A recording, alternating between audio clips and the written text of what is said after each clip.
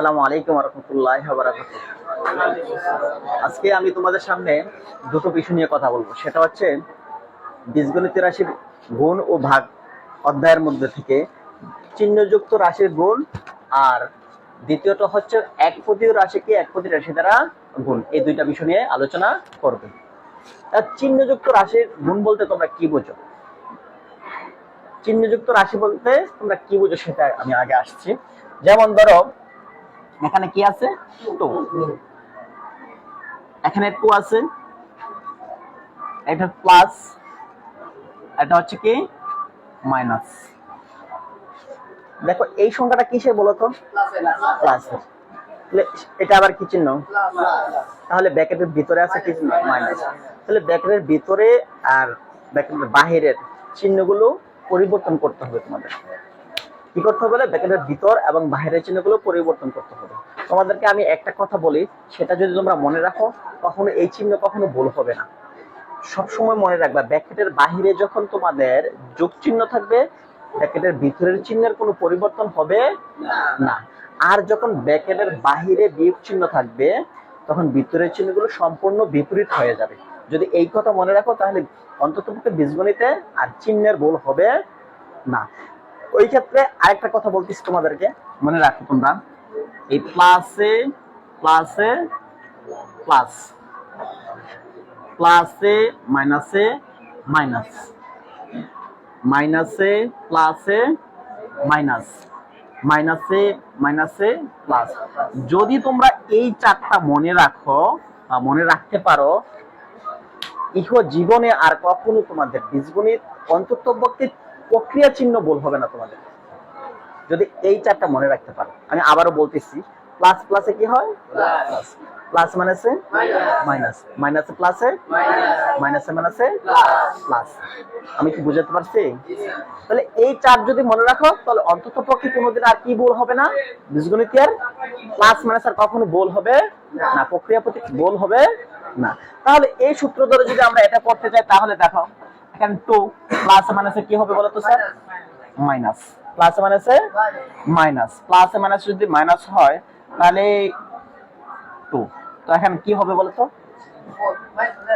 0 হবে। কেন 0 হবে? প্লাস মাইনাসে মানে এটা 0 হয়ে গেছে, তাই না? এবার আসো, এটা হচ্ছে যোগ বা বিয়োগ বললাম। এবার আসো আমি যদি ইয়া করতে যাই, গুণ করতে যাই, প্লাস 2, ঠিক আছে? তো বলছে এই 2 এর সাথে এই প্লাস 2 গুণ করার জন্য, তাহলে এটা কি হবে বলো তো স্যার? এটা কত হবে? এটা হয়ে যাবে 4। এটা হয়ে যাবে কি 4, কারণ এটার সাথে যদি এটা গুণ করে প্লাস আছে, এটা হয়ে যাবে কি 4 হয়ে যাবে। বুঝতে পারছি? হ্যাঁ, এটা হচ্ছে আমাদের চিহ্নযুক্ত রাশির গুণ। এবার আমরা জানবো একপদী রাশিকে একপদী রাশি দ্বারা গুণ করা। বুঝতে পারছো?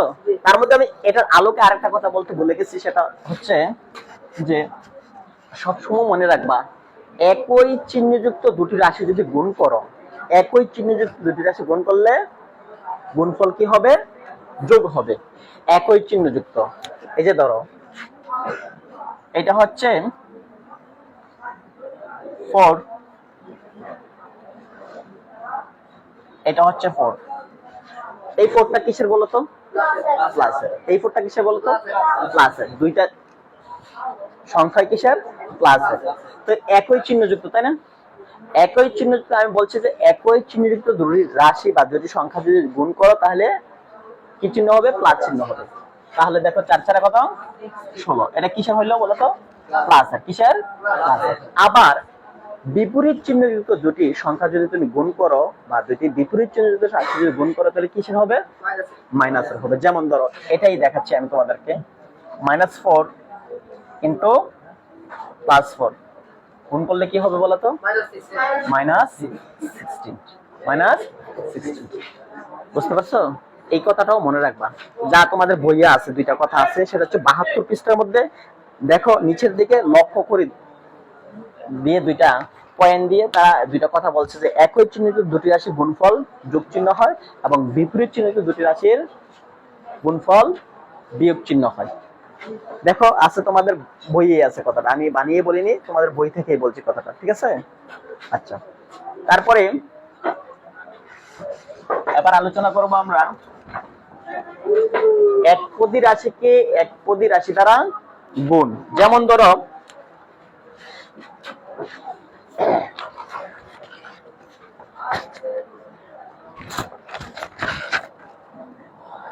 ফাইভ 4 y to power 4 এতকে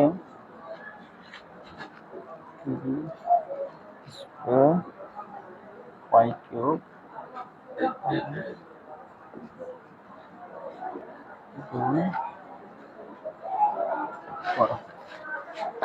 বলছে 5 square y to power 4 K 3 square y cube দ্বারা গুণ করার জন্য বলছে। এখানেও একটা পদ, এখানেও একটা পদ, তাহলে দুইটা পদ, তাহলে এখানে এক পদ, এখানে এক পদ, তাহলে বলছে এই প্রথম পদটাকে এই দ্বিতীয় পদ দ্বারা গুণ করার জন্য বলছে। এটাকেই বলছে একপদী রাশিকে একপদী, এটা একটা রাশি তাহলে এটা একটা রাশি, দুইটা রাশিকে বলছে কি গুণ করার জন্য। তাহলে আসো আমরা গুণ করি। 5 square y to the power 4 into 3 square y cube, তাই না? তাহলে প্রথম পদটাকে আমরা দ্বিতীয় পদ দ্বারা গুণ করছি। তাহলে প্রথমে যেটা করবা তোমরা সাংখ্যিক সহগগুলোকে আলাদা করে নিবা। প্রথমে কি করে নিবা? সাংখ্যিক সহগগুলোকে আলাদা করে নিবা। যদি সাংখ্যিক সহগ কত আছে এখানে 5 আর কত 3, 5 ইনটু 3, তারপর একই রকম আক্ষরিক সহগগুলোকে আলাদা লিখবা। যেমন এখানে x আছে স্কয়ার, আর আছে স্কয়ার, এখানে আছে নাকি square into y to the power 4 into y cube. বুঝতে পারছো? আমি দিতে পারো, সমস্যা নেই।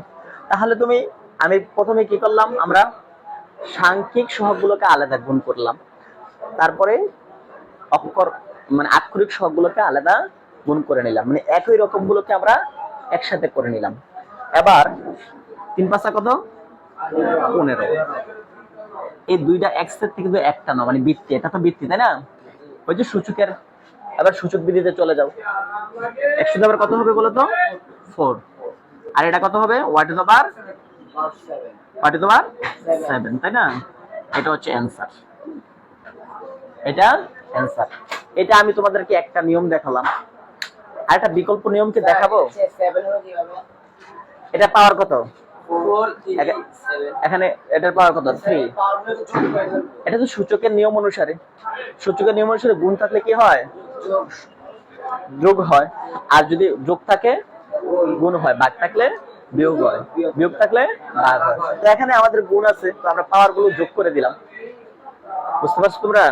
আচ্ছা, এটা একটা নিয়ম দেখালাম বা একটা পদ্ধতি দেখালাম। আমি এখন তোমাদেরকে বিকল্প পদ্ধতিটা দেখাই। হ্যাঁ, বিকল্প পদ্ধতিটা ইচ্ছে করলে তোমরা করতে পারবে। এবার আসো বিকল্প পদ্ধতিতে আসি আমরা। বিকল্প পদ্ধতি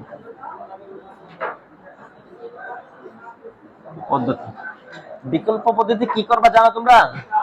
হ্যাঁ, এই 3 আর 5 গুণ করে দাও, 3 5 কত 15, 3 5 এখানে x আছে, এখানে x আছে না? তাহলে এই x এর পাওয়ার এই x এর পাওয়ার গুণ করে দাও, দুইটা x থেকে একটা নিলাম, এটার পাওয়ার 2 এটার পাওয়ার 2, কত হয়েছে বলো তো 4। এই দুইটা y আছে নাকি, দুই দিকেই y আছে, তো দুইটা থেকে আমরা একটা নিলাম, এই y এর পাওয়ার কত 4, আর এটা এখানে কত 4 আর 3 কত হচ্ছে 7। এই নিয়মটাও তোমরা ইচ্ছে করলে করতে পারবা, ঠিক আছে? এখন তোমাদের ইচ্ছে, তোমরা যেটা ভালো লাগে বা যেটা সহজ মনে হয় সেটা করতে পারবা। তোমরা যে কোনো একটা নিয়ম করলেই আমি তোমাদেরকে মার্ক দিয়ে দেবো। কথা বুঝতে পারলাম? হ্যাঁ, এটা একটা। তাহলে আরেকটা অঙ্ক দেখাবো তোমাদেরকে। আচ্ছা, আরেকটা দেখাচ্ছি।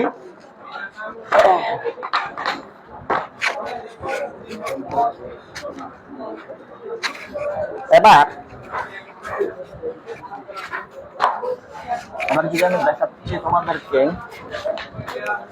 মাইনাস 7 স্কোয়ার বিয়োগ 4c কি করবো 4 স্কোয়ার।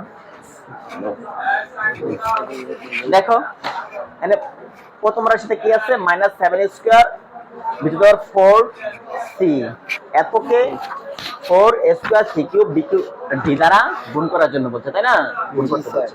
তাহলে আসো আমরা ওই যে প্রথম পদ্ধতিতে আমরা করি, মাইনাস 7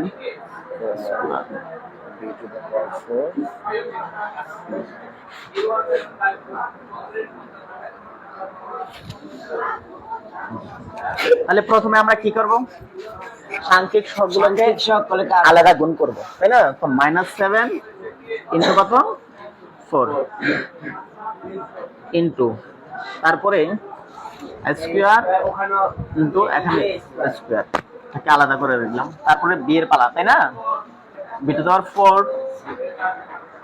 এখানে তো বি নেই না, না থাকলে যেভাবে আছে সেভাবে থাকুক, সমস্যা নেই।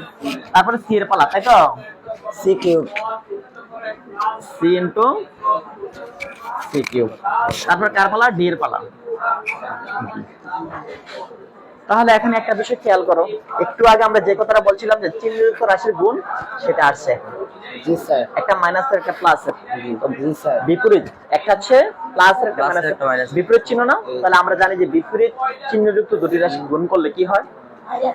মাইনাস। তো প্লাস মাইনাসে মাইনাস, মাইনাস তার সাথে 28 28 তার সাথে 28। তাহলে এই দুইটা থেকে যদি একটা নেই তাহলে কি হবে? আর পাওয়ার গুলো যোগ করে দিলে 4। এখানে বি এর সাথে আর কেউ নেই, যেহেতু বি এর সাথে কেউ নেই এটা যেভাবে আছে ওইভাবেই থাকবে, এটা কোনো পরিবর্তন হবে না না। তারপরে সি নেব নাকি? জি। এখানে সি এর পাওয়ার কত স্যার বলো তো? 1। এখানে কত আছে? 3। কত হবে? 4। আর ডি এর সাথেও কে নয়, ডি সিঙ্গেল। কে? তাহলে ডিটা দিয়ে বসে যাবে। জি যেভাবে আছে সেভাবেই হবে, এটা অ্যানসার। এটা এটাও করতে পারো, হ্যাঁ এটা হচ্ছে প্রথম পদ্ধতি। আর বিকল্প পদ্ধতিতে যদি করতে যাও কি হবে জানো? বিকল্প পদ্ধতিটা আরো সহজ, ঠিক আছে? বিকল্প পদ্ধতি তোমাকে এভাবে আলাদা করতে হবে না, সরাসরি এটা লিখে গুণ করে দেবে, ঠিক আছে? এই যে দেখো প্লাস মাইনাস কে মাইনাস 4 7 28, এখানে a এর পাওয়ার কত আছে? 2। এখানে কত? 2। কি হবে? 4 b এর সাথে আর কেউ নেই তো লিখে দিলাম 4। তারপর c এর পালা, এখানে c এর পাওয়ার কত? 1। এটাতে কত? 3। কত হবে? তারপর d সিঙ্গেল, তার সাথে কেউ নেই।